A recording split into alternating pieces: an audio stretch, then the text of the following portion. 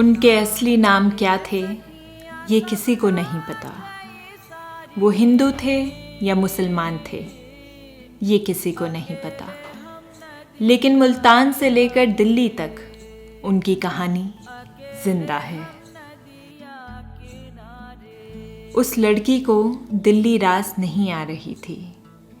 Refugee colony में वैसे तो खुशी के लिए कोई खास जगह नहीं थी, लेकिन उसके जैसा उदास भी कोई न था। उसकी आंखों का सूनापन उस कोलाहल से मीलों दूर था जिसके बीच में वो मुल्तान छोड़ते हुए अमृतसर पार कर दिल्ली आई थी।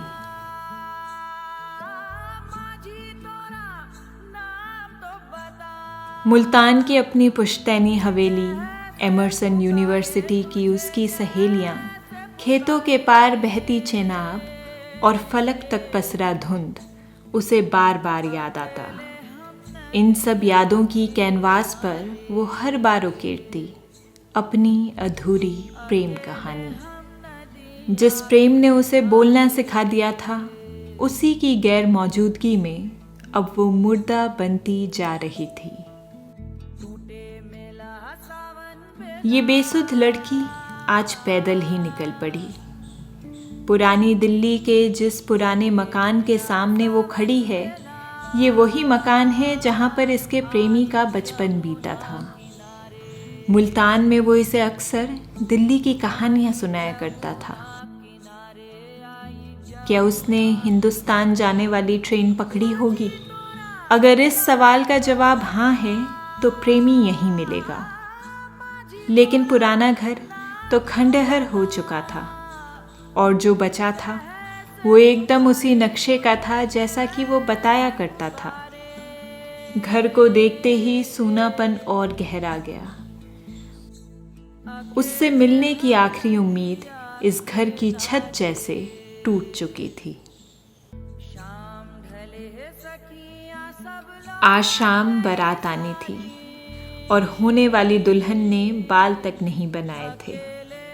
माँ तकलीफ और चिंता दोनों से मरे जा रही थी।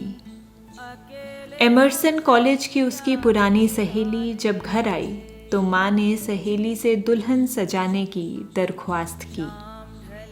अमृतसर से आई अपनी पुरानी सहेली को देखकर आंसू बरस पड़े। तूने ये क्या हाल बना रखा है? उसने कुछ बोला नहीं, लेकिन उसका दुख सहेली के हृदय को चीर गया।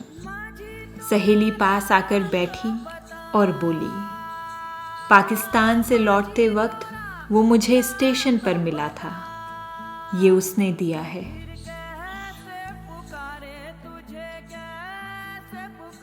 बारात आ चुकी थी। कमरा खुला तो दुल्हन बाहर निकली। आज बहुत दिनों बाद माँ ने बेटी के चेहरे पर जान देखी। दोनों ने एक दूसरे को देखा। दोनों जानते थे ये चमक मुल्तान से आई, मुल्तानी मिट्टी की थी।